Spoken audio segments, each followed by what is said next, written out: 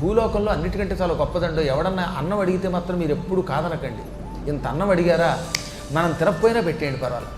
జలదానం, ఇంత అన్నం, ఈ రెండూ చేసిన వాళ్ళు, జల అన్నదానములు చేసినటువంటి వాడికి ఎంత శక్తి వస్తుందో 1కి 2 సార్లు భారతం రామాయణం చెప్పాయి.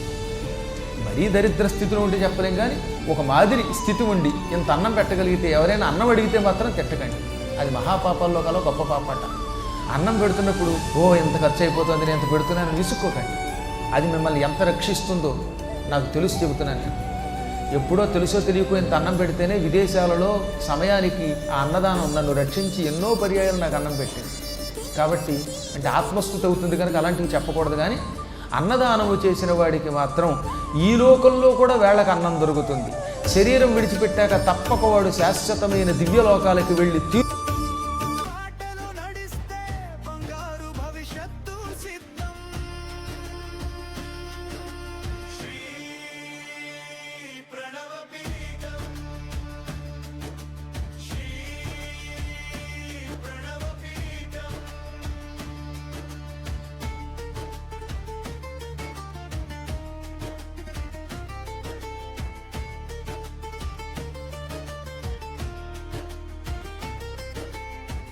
గుడి మెట్లపై మొదలైన జానపు తొలి అడుగు, సేవయే ప్రసాదమై వెలిగే ప్రతి క్షణము.